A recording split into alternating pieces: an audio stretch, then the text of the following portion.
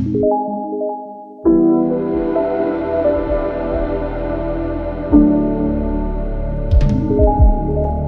guys, welcome again to my channel. In the last episode, we spoke about the MOU that was signed, negotiated and signed with the River State government. Now, after signing it in April 2012, we then started negotiating for the JVA. In the JVA, it is very important that the shareholding structure is well defined. And in this case, the shareholding structure was well defined with government shares being 20% and TAF Nigeria Homes owning 80%. Now, again, you set up a board. There's a board of directors that has been set up to manage the SPV. And the board composition is that you have 3 officials from the River State government, and that is the Attorney General and Commissioner of Justice, the Commissioner of Lands, and the Commissioner of Finance. They represented government on the board. Then we had 3 members of TAF Nigeria Homes, plus the chair who represented TAF Nigeria on the board. Now, this is very important because as far as policy matters are concerned, it's been handled by the board. Then management is totally TAF Nigeria Homes, and government doesn't interfere at all in the running of the business. The JVA is the joint venture agreement of which forms the basis of the special purpose vehicle, which is the SPV, between the 2 parties. So in order to do this, the parties needed to commit themselves on the different responsibilities, obligations. So the obligations of the government were again to provide a 40-hectare land at the end of Peter Odili, which was free of any encumbrances, meaning that no issues with the land.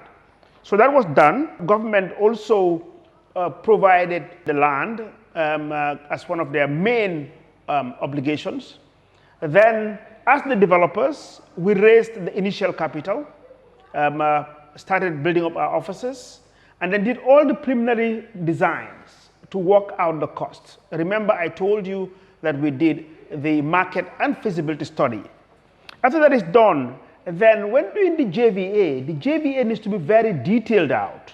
And there are documents that form part of the agreement. For example, like the general conditions, the drawings, the specifications, which is technical, roads and services, the waste management facility, electrical distribution, sewage, works program, and many more. So we had to give government also a performance bond.